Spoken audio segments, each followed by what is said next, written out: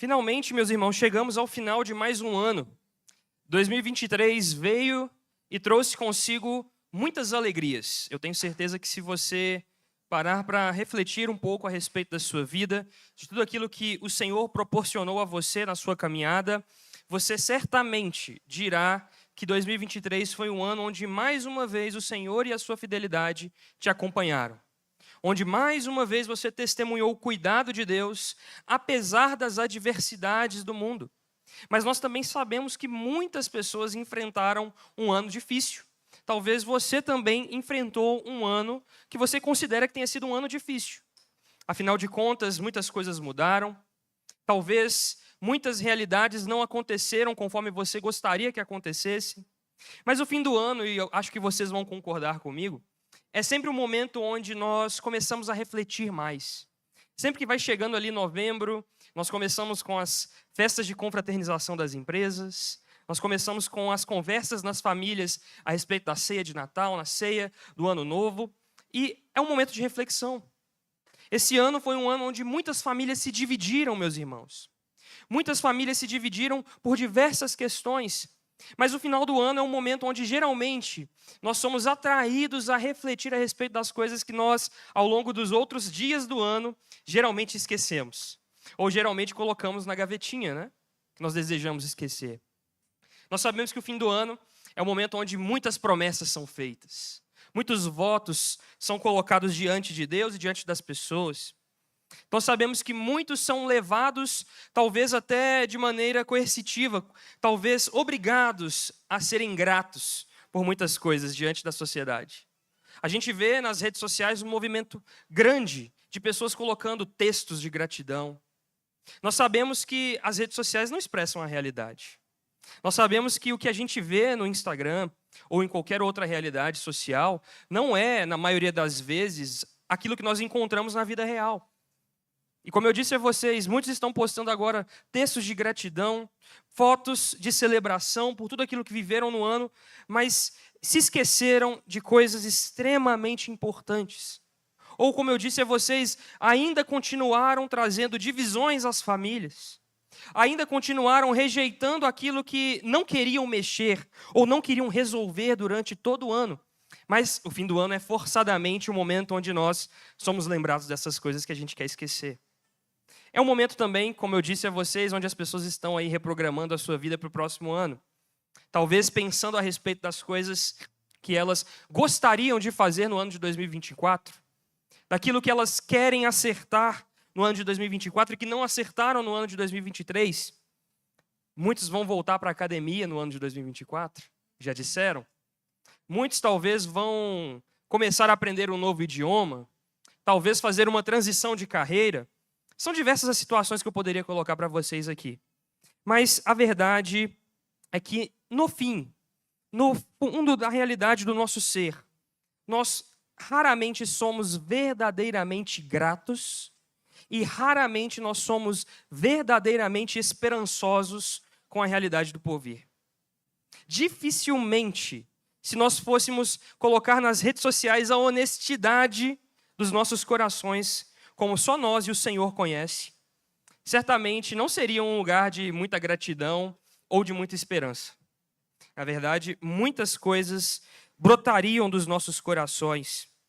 Mas a verdade é que nós precisamos, como povo de Deus, nesse momento de reflexão, que também nos é oportuno, refletir de fato a respeito de onde nós colocamos a nossa gratidão.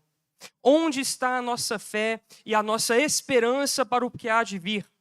Onde de fato estão estas coisas? E o povo de Deus, como sendo o povo mais feliz dessa terra, como sendo um povo de fato singular, amados de Deus, eleitos de Deus, como nós devemos de fato encarar esse momento de reflexão, gratidão, talvez esperança e mudança para o ano de 2024. E o Salmo 126 nos traz boas lições a respeito disso. E é sobre isso que nós vamos falar aqui nesta manhã, meu irmão. Então eu quero convidar você a ler comigo o Salmo de número 126, que diz o seguinte: quando o Senhor restaurou a sorte de Sião, ficamos como quem sonha. Então a nossa boca se encheu de riso e a nossa língua de júbilo. Então entre as nações se dizia: grandes coisas o Senhor tem feito por eles. De fato, Grandes coisas o Senhor fez por nós. Por isso estamos alegres. Restaura, Senhor, a nossa sorte, como as torrentes no Neguebe. Os que com lágrimas semeiam, com júbilo ceifarão. Quem sai andando e chorando enquanto semeia, voltará com júbilo, trazendo os seus feixes. Vamos orar mais uma vez, meus irmãos. Senhor Deus e eterno Pai, nós somos gratos a Ti por Sua palavra.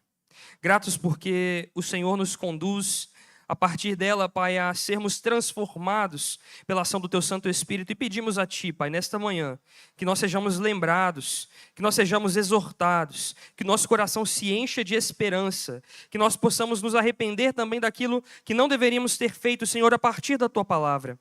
Usa-me, Senhor, com graça, e que eu não seja um empecilho para que o Teu povo receba o alimento vivo e verdadeiro, que é a Tua palavra.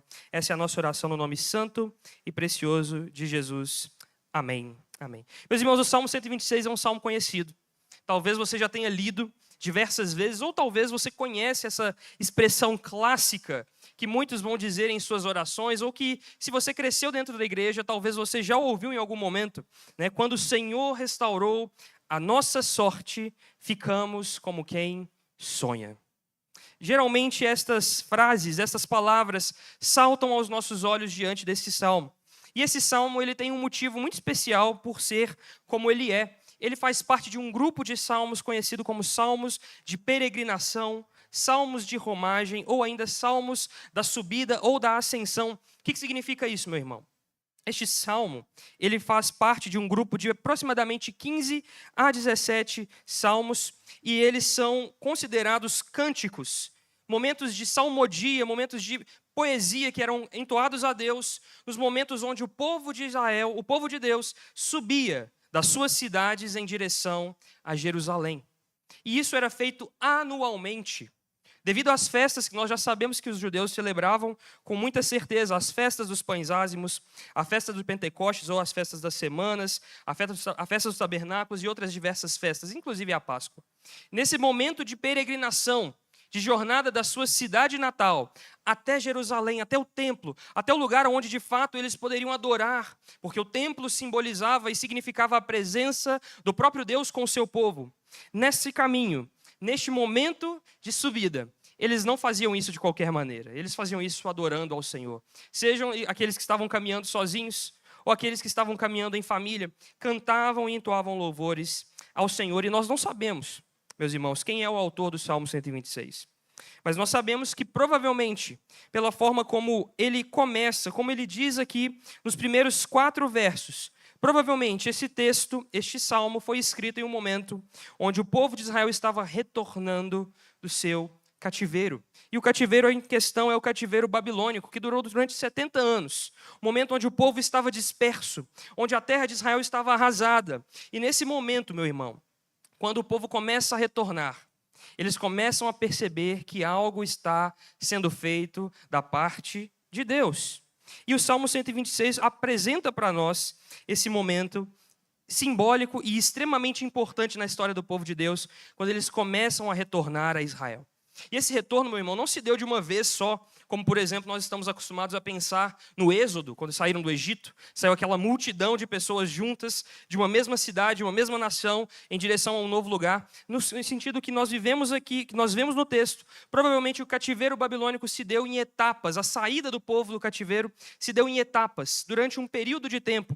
Então as pessoas foram retornando aos poucos para Israel, e este salmo era um salmo que servia para se lembrar da certeza e da fidelidade de Deus em trazer de volta o seu povo, mas também de que Deus continuaria fazendo isso até o momento em que seu povo estaria de fato totalmente reunido na sua terra e poderia adorá-lo com toda a plenitude. E este salmo, meus irmãos, também como um grande costume dos judeus, é um salmo muito poético e muito belo textualmente falando. Ele apresenta uma estrutura em paralelo. Se você perceber comigo aí o verso de número 1, diz o seguinte: quando o Senhor restaurou a sorte de Sião, ficamos como quem sonha. O verso 2, então a nossa boca se encheu de riso e a nossa língua de júbilo. E aí ele continua no verso 2 ainda dizendo: então, entre as nações se dizia, grandes coisas o Senhor tem feito por nós, por eles.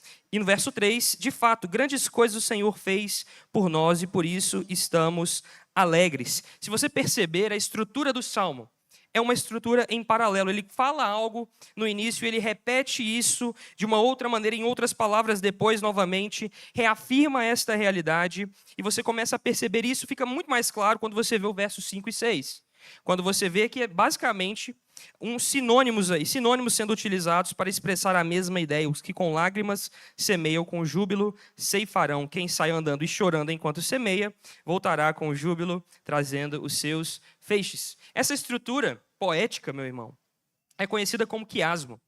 E ela tem essa estrutura, e você vai encontrar isso em diversos escritos, em diversos salmos, e em diversas outras partes das Escrituras. O apóstolo Paulo também usa um pouco dessas estruturas no Novo Testamento. E você encontra esta ordem paralela colocada aqui. E o que é mais interessante para mim, que eu quero compartilhar com vocês, é que este é um dos salmos mais preferidos de mim, né? De mim mesmo. Algo que eu gosto. Um salmo que eu amo. Que eu olho e falo assim, cara, esse salmo me chama muito a atenção. Porque, de fato, ele apresenta para nós muitas coisas belíssimas. Ele, de fato, é um salmo oportuno para ser lembrado em um momento como este. Em um momento onde nós estamos vivendo. Em um momento onde nós estamos refletindo a respeito daquilo que foi feito, daquilo que se passou, do ano que tivemos e daquilo que nós aguardamos para o próximo ano que nós vamos viver. E, certamente, esse salmo, como palavra de Deus, conduz o nosso coração em um caminho correto, que agrada a Deus, que pode nos levar a agradar ao Senhor. E por isso eu quero conduzir vocês, meus irmãos, para 3 pontos de reflexão aqui. E o primeiro deles, que se encontra aí dos versos 1 ao verso 3, é de fato que nós precisamos apresentar gratidão pelo passado. Vamos ler juntos mais uma vez, do verso 1 ao verso 3. Quando o Senhor restaurou a sorte de Sião, ficamos como quem sonha. Então a nossa boca se encheu de riso, a nossa língua de júbilo. E então entre as nações se dizia, grandes coisas o Senhor tem feito por eles. De fato, grandes coisas o Senhor fez por nós, por isso estamos alegres. Esse texto começa com uma palavra muito importante, meu irmão. Quando? Este advérbio de tempo apresenta para nós uma realidade certeira do povo de Deus. Existe um tempo determinado para todas as coisas debaixo do céu. E, de fato, este tempo não está nas mãos dos homens, mas sim nas mãos do Eterno. Aquele que é o Senhor do tempo. Aquele que não sofre nenhum dos efeitos da realidade a qual nós vivemos. Antes, aquele que governa sobre esta realidade. Quando o momento de Deus chega para o povo de Israel, este é o momento onde Deus decreta de fato estas coisas e as coisas de fato acontecem, meus irmãos. E o salmista se lembra disso. Quando o Senhor restaurou a sorte de Sião, houve um momento temporal onde todas as coisas mudaram. Onde de fato a realidade de um povo que estava cativo foi mudada. Onde de fato esse povo pôde voltar a um novo local, voltar a uma nova realidade, a um novo momento, onde eles poderiam reescrever de fato aquilo que estavam vivendo. A história foi mudada. Este é o significado da palavra sorte. Quando nós lemos aqui no texto, a história, o contexto, a realidade foi mudada. Então, de fato, quando o Senhor restaurou a sorte de Sião, a realidade daquele povo foi mudada. O testemunho que eles dão aqui é de que o Senhor, aquele que é o libertador, o salvador do povo dele mesmo, este é aquele que interveio na história, que fez uma intervenção, que fez uma ruptura no espaço e mudou completamente a história do seu próprio povo. E sabe qual é a consequência disso, meu irmão? Para este povo que viveu esta realidade de cativeiro, a consequência é que quando isso aconteceu, foi algo tão maravilhoso, mas tão belo, que eles ficaram como quem sonha. Parecia um sonho. Não parecia a vida real. Não parecia o contexto com o qual eles estavam acostumados. O lugar onde eles estavam olhando agora não parecia mais com as margens daquele rio na Babilônia onde eles estavam. Com aquela terra distante e desconhecida, não mais. Parecia um sonho. Eles se lembravam da sua terra. E a gente encontra isso, por exemplo, no livro de Ezequiel, quando o profeta vai dizer a respeito de como Israel era lembrada pelo seu povo. Eles estavam sonhando.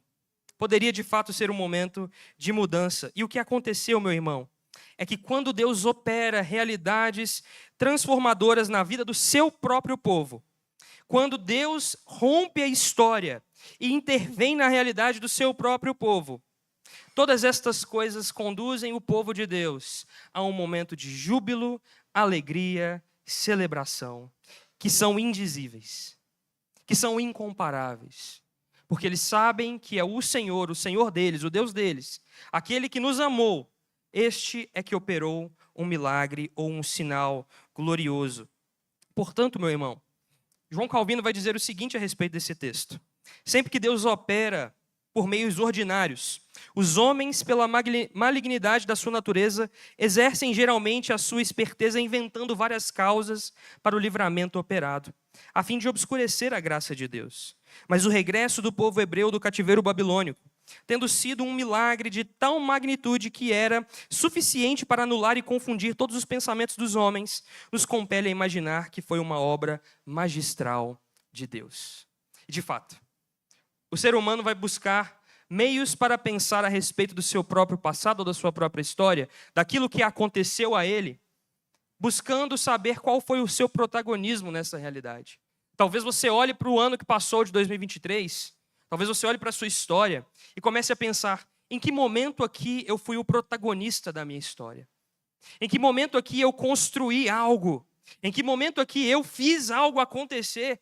Se eu cheguei ao final de 2023 dessa maneira, é porque eu fiz todas as coisas cooperarem para o meu próprio bem. Será que você apresenta um coração assim?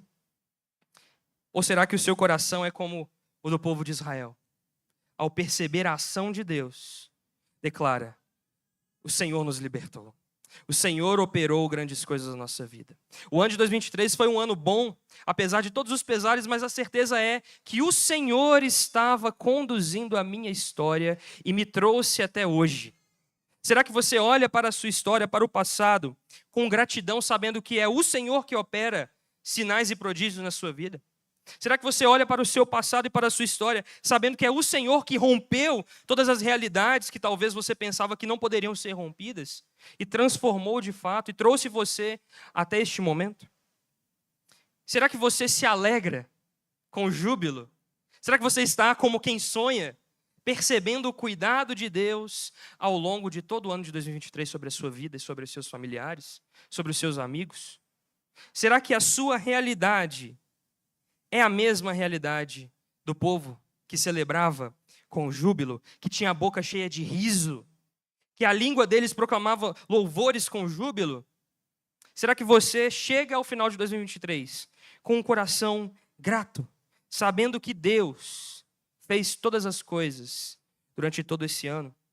Sejam elas as coisas que você desejava que acontecessem ou não. Saiba que o Senhor permanece sendo o Senhor da história. O Senhor que nós servimos, este Deus que nos comprou com seu precioso sangue, permanece sendo o Senhor da nossa história, o Senhor da nossa vida. Ou seja, nada foge dos controles do soberano e do eterno, meu irmão. Nada, nem 1 milímetro sequer da sua vida passou desapercebida das mãos do eterno. Antes, o Senhor soberano permaneceu cuidando, manifestando a sua graça sobre nós, manifestando o cuidado dele sobre nós e nos conduzindo até o momento onde estamos hoje. É interessante, então, que quando Deus realiza algo, quando Deus faz esta mudança de realidade do povo, então a palavra de Deus nos proclama o que acontece com eles. O então deles, a resposta deles é dizer: grandes coisas o Senhor tem feito por nós. E não só isso, meu irmão, esse texto nos apresenta algo interessante. Não só o povo de Deus percebe quando Deus está agindo na vida do povo, mas também aqueles que não conhecem ao Senhor conseguem perceber a ação clara do Deus vivo. É assim que o Salmo se apresenta para nós, que entre as nações, quando viram que aquele cativeiro havia terminado, que Deus havia mudado a realidade do povo de Israel, as nações ao redor, os gentios, os pagãos, eles disseram: grandes coisas o Senhor tem feito por eles. Grandes coisas o Senhor tem feito por eles. Será que no ano de 2023, nós fomos instrumentos para a glória de Deus diante daqueles que não conhecem o nome do nosso Senhor? Que não foram alcançados pela graça regeneradora, restauradora de Deus? Será que a nossa vida foi um testemunho, um púlpito? Talvez muitos daqueles que nós sabemos que são incrédulos, meus irmãos, que são descrentes, nunca pisaram em uma igreja. Não pisariam aqui no domingo pela manhã, no dia 31 de dezembro. Mas eu tenho certeza que permaneceram convivendo com vocês. Será que a sua vida foi o púlpito pelo qual Deus foi glorificado? E eles poderiam ter dito: grandes coisas o Senhor tem feito por eles. Será que a nossa vida foi de fato este exemplo? Meus irmãos, eu quero lembrar a vocês que o texto de Romanos, no capítulo 8, verso 28, diz o seguinte: sabemos que todas as coisas cooperam para o bem daqueles que amam a Deus, daqueles que são chamados segundo o seu propósito. O Senhor tem para o seu povo um propósito.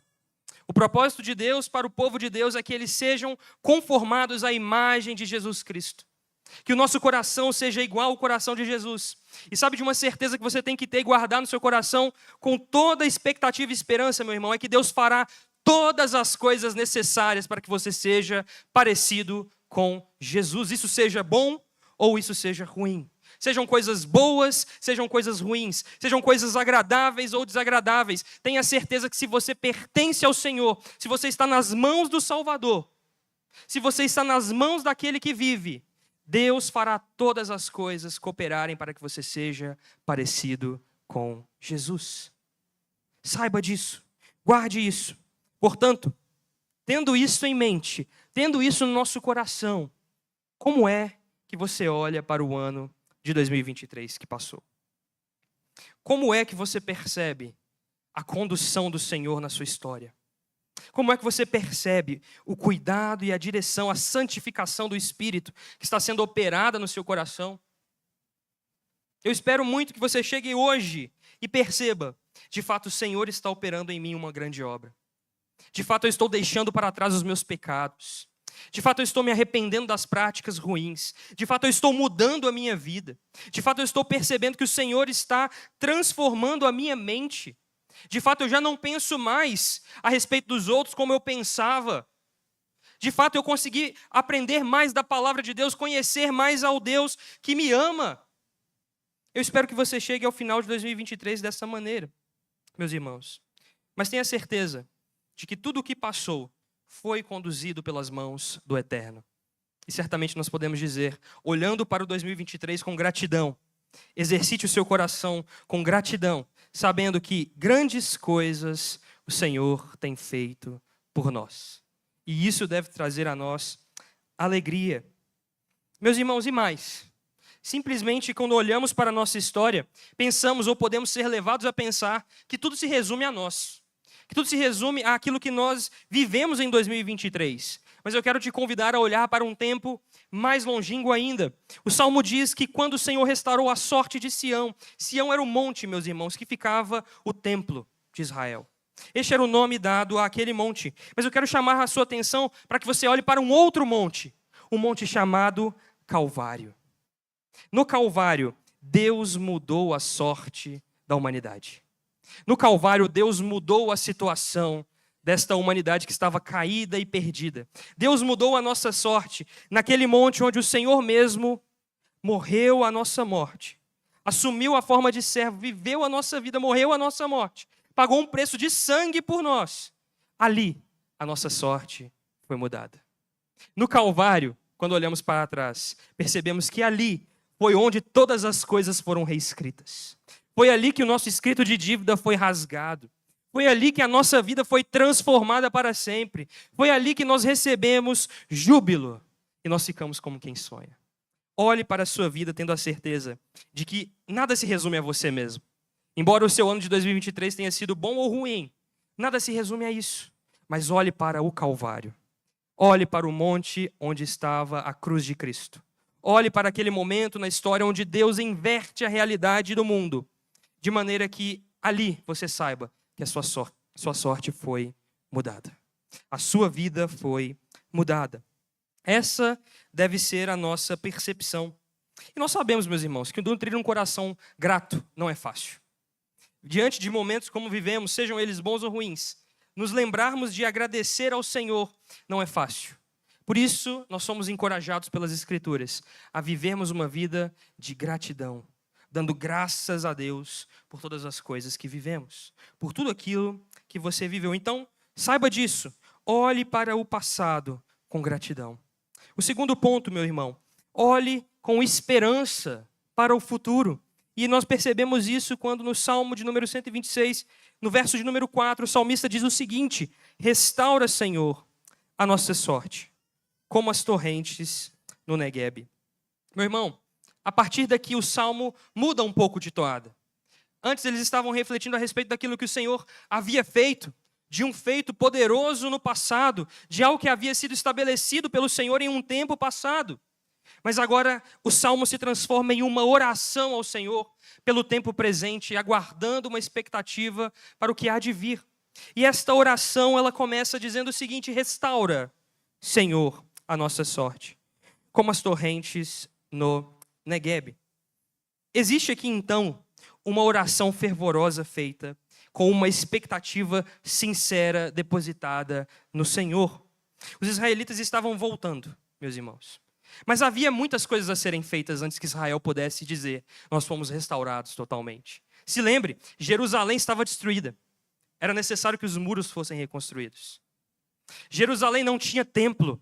Era necessário que o templo fosse reconstruído. O povo não havia voltado de uma maneira concreta de uma vez só. Era necessário que o povo retornasse gradativamente. Portanto, a oração durante a jornada daquele povo era: Senhor, restaura a nossa sorte. O Senhor já fez grandes coisas entre nós.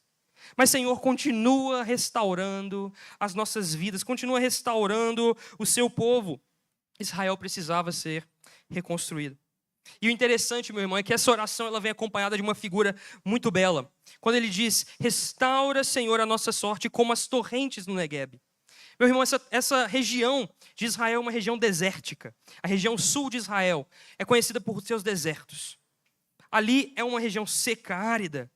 Mas de uma maneira simbólica aqui, o salmista cita este momento onde, de fato, brotarão rios em meio ao deserto. A região árida que não tinha água, haverá água e florescerá. Essa é a figura do povo de Deus. Essa é a figura da restauração de Deus sobre o seu povo. Uma região seca, árida, que começa a ser trazida de volta à vida. E a expectativa do salmista é essa. Mas essa também é a expectativa dos nossos dias. É a expectativa do povo de Deus que vive hoje. Nós aguardamos um momento derradeiro, onde todas as coisas serão, de fato, transformadas, meus irmãos. E este momento é o que nós chamamos de momento da jornada. Nós estamos vivendo, como já foi dito aqui, deste lado da eternidade, neste momento da história, caminhando em direção a uma restauração completa. Embora Deus já tenha feito tantas coisas por nós, embora Deus já tenha realizado tudo o necessário, embora o Calvário já tenha proclamado a vitória na cruz, embora tudo isso já tenha acontecido, nós ainda continuamos na jornada.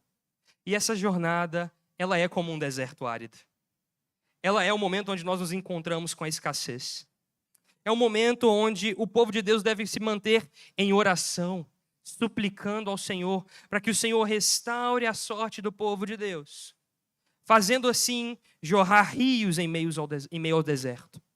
De maneira clara, meus irmãos, os eleitos de Deus devem clamar ao Senhor pelos momentos que nós aguardamos e confiar nele, somente nele, todas as nossas expectativas, de maneira a abrirmos mão da nossa ansiedade durante a jornada. Eu sei que é um desafio dos nossos dias, abrir mão da ansiedade, abrir mão do controle das nossas próprias vidas.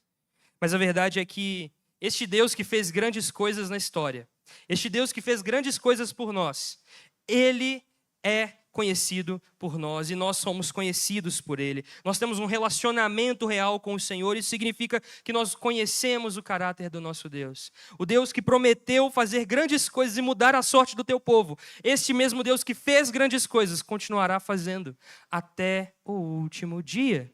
Ou seja, meu irmão, Você que está aqui agora, sendo transformado pelo Espírito Santo de Deus na sua jornada de vida, sendo santificado pela ação do Espírito, continuará vivendo e trilhando a sua jornada, tendo a certeza de que o Espírito Santo continua operando a santificação na sua vida até o último dia, o dia de Cristo. Até o dia onde, de fato, os rios vão romper os desertos, aonde, de fato, as terras secas serão preenchidas por florestas, por frutos, até o momento onde, de fato, Cristo romperá dos céus e restaurará a sorte desta realidade.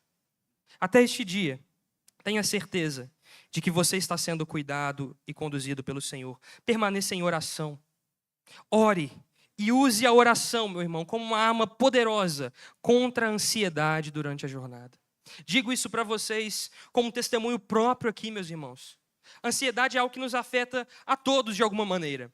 Alguns sofrem mais, outros menos. Mas a verdade é que a Bíblia nos orienta a lidarmos com a ansiedade através das nossas orações, com súplicas a Deus, com ações de graças, trazendo diante de Deus aquilo que nós precisamos, como diz a palavra de Deus em Filipenses no capítulo 4, versos 6 e 7. Não fiquem preocupados com coisa alguma, mas em tudo sejam conhecidos diante de Deus os pedidos de vocês, pela oração, pela súplica, com ações de graças. E a paz de Deus, que excede todo entendimento, guardará o coração e a mente de vocês em Cristo Jesus. Eu sou o testemunho vivo dessa realidade, meu irmão. Há momentos que nós somos bombardeados por muitos estímulos nesse mundo, eu sei disso.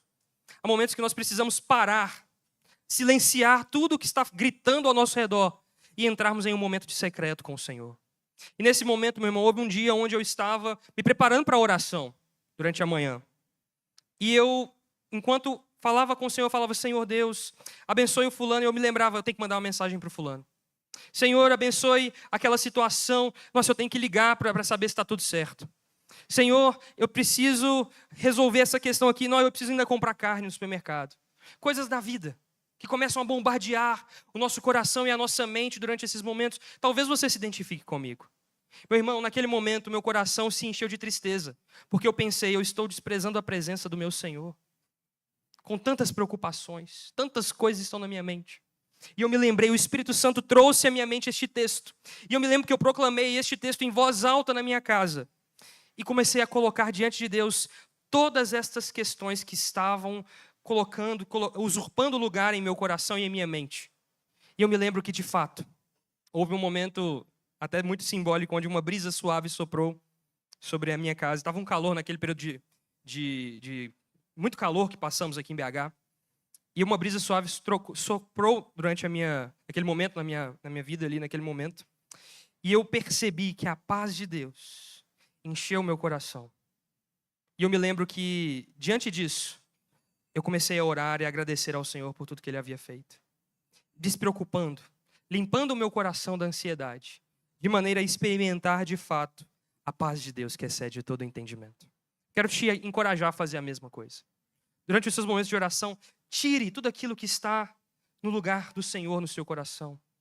Se apresente diante de Deus com o coração limpo, com o coração tranquilo, sabendo que você está ali desfrutando da presença de Deus, e seja invadido pela paz de Deus que excede todo entendimento.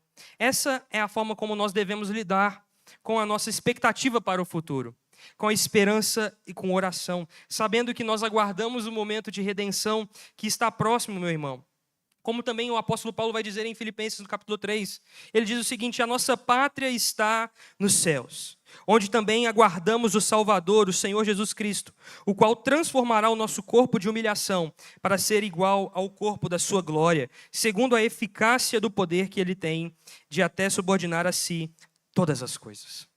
Tenha essa certeza, aguardamos um momento de restauração, um momento onde todas as coisas serão mudadas. E por fim, meus irmãos, para que nós possamos orar, o terceiro e último ponto é que nós precisamos aprender com o Salmo 126, é que existe uma sabedoria clara nas Escrituras para a vida toda, para toda a jornada. E o verso 5 e 6 vai dizer o seguinte: os que com lágrimas semeiam, com júbilo ceifarão. Quem sai andando e chorando enquanto semeia, voltará com júbilo, trazendo os seus feixes. Este salmo traz para nós uma grande sabedoria. Mas eu quero alertar os irmãos que, nos nossos dias, muito disso tem sido confundido no coração do povo de Deus. As pessoas falam sobre lei de semeadura como se fosse algo místico, ou como se fosse algo parecido com aquilo que a geração mais moderna vai dizer que é lei do retorno. Meus irmãos, isso não existe. Isso não é cristianismo. Isso é paganismo. Aguardar como se as coisas que você desejasse ou plantasse num sentido clássico, como muitos vão dizer, usando textos que não são devidos nesse lugar, como se você semeasse algo e você colhesse algo dessa mesma maneira, como se isso fosse uma maneira de barganhar com o Senhor. Cuidado, não é assim que nós nos aproximamos diante de textos como esse. Na verdade, o verso 5 e 6 falam também de uma mesma súplica que o verso 4 iniciou.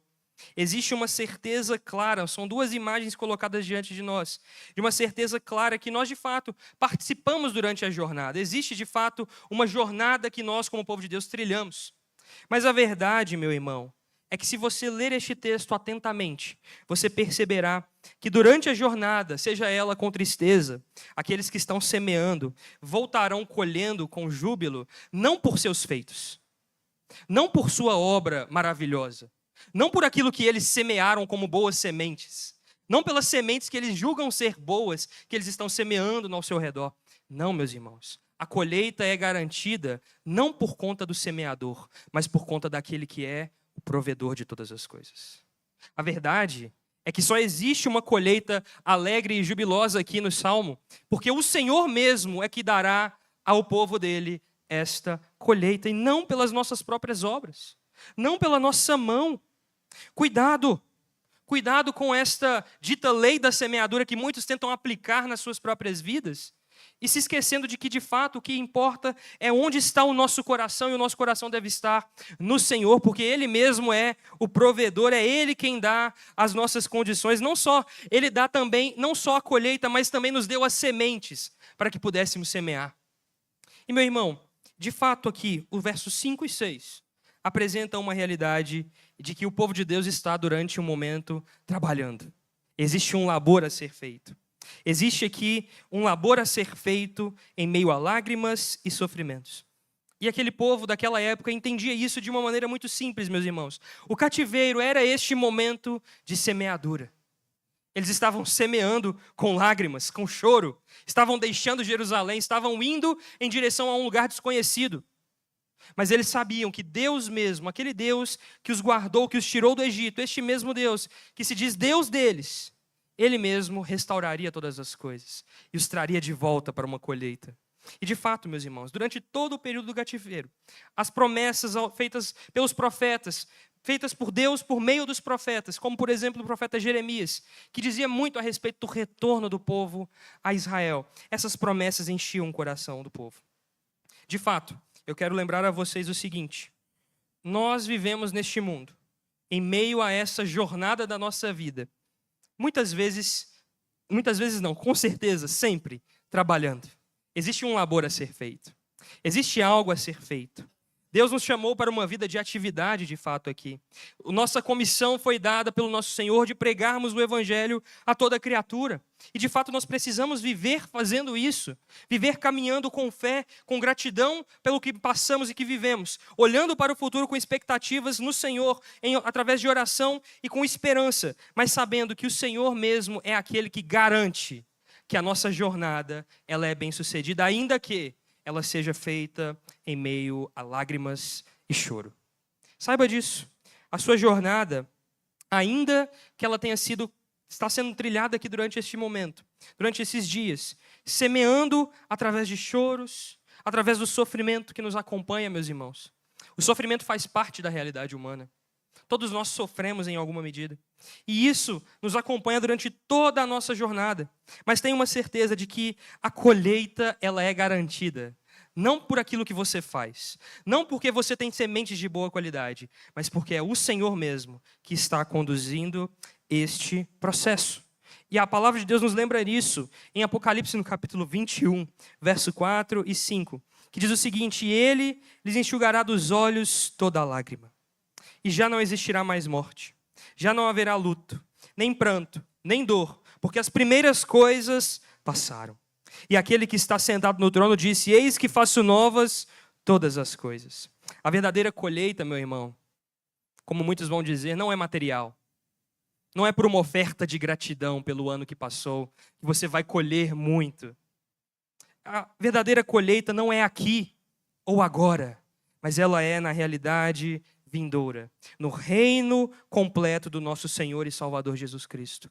E que essa esperança, que essa expectativa e que essa sabedoria continue guiando o seu coração. Se lembre que a sua semeadura aqui não encontrará colheita neste momento, mas sim elas estão escondidas no nosso Senhor e Salvador Jesus Cristo, que muito em breve será manifestado entre nós.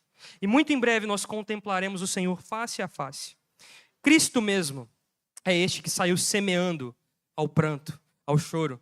Ele, conhecido como servo sofredor, semeou com a sua própria vida, viveu e viu o fruto do seu penoso trabalho e se alegra. Tenha certeza, meu irmão, de que nós somos guardados pelo Senhor e seremos guardados durante todo o ano de 2024. Não só 2024, mas todos os anos que o Senhor nos permitir viver nesta terra. Seremos guardados, semeando, mas sabendo que a colheita está nas mãos do nosso Cristo, que muito em breve voltará para buscar o seu povo. Meu irmão, se alegre com isso. Se alegre com essa expectativa no seu coração. Enche o seu coração de gratidão por tudo que você viveu. Espere no Senhor e diga: grandes coisas o Senhor tem feito por nós. Por isso estamos alegres. Vamos orar? Senhor Deus e eterno Pai. Senhor, somos tão gratos a Ti por tantas coisas. Tudo, Pai, que o Senhor tem feito por nós, que tem nos abençoado de tal maneira, Senhor, nós somos gratos a Ti. Grato, Senhor, pelo ano de 2023. Grato, Senhor, por tudo que o Senhor tem feito nas nossas vidas. Grato, Senhor, por tudo aquilo que o Senhor ainda vai fazer. Nós te agradecemos, Jesus, por tudo que o Senhor tem feito. Por tudo que o Senhor ainda vai fazer, Senhor, o nosso coração se encontra grato diante de Ti. Eu peço a Ti, Pai, para que o Senhor encha o Teu povo aqui com esperança e expectativa, Senhor. Que o Teu povo seja fortalecido no Senhor e na força do Seu poder. Que o Teu povo aqui, Pai, possa ser alimentado pela Sua palavra ainda mais nesse ano de 2024. Que o Teu povo possa ser um povo fiel ao Senhor em 2024. Que o Teu povo aqui, Senhor, possa testemunhar a fidelidade nas suas casas, nas suas famílias, no seu trabalho, Senhor. Que nós possamos aqui, como povo de Deus que se reúne aqui, testemunhar também a sua fidelidade, como já vemos testemunhando, Pai. Pedimos a Ti que o nosso coração seja cheio de gratidão, cheio de esperança, aguardando ansiosamente o dia em que o Senhor mesmo restaurará todas as coisas. O dia onde o Senhor mesmo romperá os céus e colocará um fim na história como nós a conhecemos. Mas nós viveremos de fato o verdadeiro tempo da colheita, Senhor. O verdadeiro tempo onde nós nos alegraremos e diremos naquele dia, quando o Senhor restaurou a sorte do Teu povo, nós ficamos como quem sonha. E nós viveremos na eternidade, Senhor, ao Seu lado, sabendo que o Senhor fará grandes coisas e nós nos maravilharemos com tudo o que o Senhor é e que o Senhor faz. É a nossa oração no nome santo e precioso de Jesus. Meus irmãos, eu quero convidar vocês a cantarmos mais uma vez. Eu quero que agora você adore ao Senhor por tudo que o Senhor tem feito nas nossas vidas. Eu quero convidar que nós, como uma igreja, como uma só voz, cantemos ao Senhor por tudo aquilo que Ele tem feito.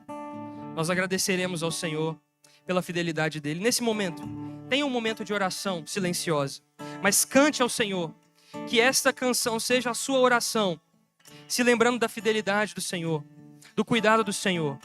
E para tudo aquilo que ainda vai acontecer no ano de 2024, nosso coração se enche de expectativa. Então vamos cantar juntos.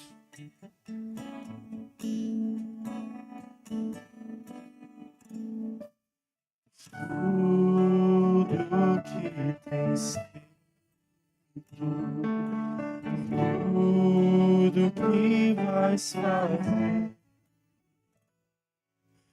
tuas promessas e tudo que és, quero te agradecer, todo o meu ser.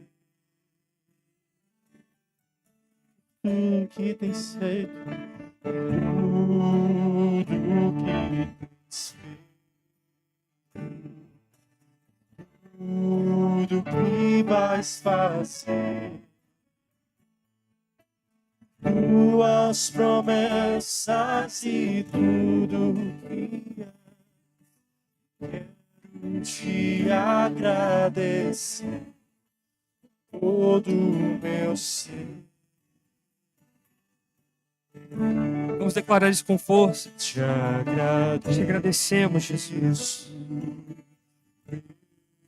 meu Senhor.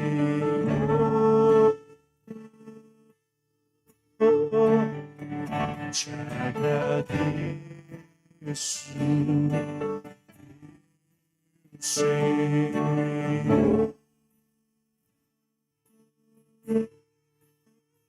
Te agradeço por me libertar e salvar, por ter morrido. Te agradeço, Jesus, te agradeço. Te agradeço, te agradeço. Vamos declarar isso. Te agradeço por me libertar e salvar, por ter morrido em lugar. Te agradeço, Jesus, te agradeço. Eu te agradeço. Te agradeço. Aleluia. Meu irmão, que você tenha um 2024 abençoado. Que você veja e testemunhe a fidelidade do Senhor e que as pessoas ao seu redor possam dizer: grandes coisas o Senhor tem feito por este povo e por isso nós estamos alegres, por isso eles estão alegres. Que você seja um testemunho vivo da fidelidade, do amor, da misericórdia, da graça salvadora de Jesus durante todo esse ano de 2024. Se lembre do cuidado do Senhor. Se lembre de tudo aquilo que Ele já fez. Ainda que você viva momentos de tristeza, e saiba que você vai viver. Haverão momentos de tristeza, de dificuldade, mas o Senhor jamais desamparou o seu povo. Tenha essa certeza. Que o grande amor de Deus, o nosso Pai, a graça salvadora de Jesus, a comunhão e a direção do Espírito Santo seja com todo o povo do Senhor, hoje aqui presente, espalhado por toda a face da terra,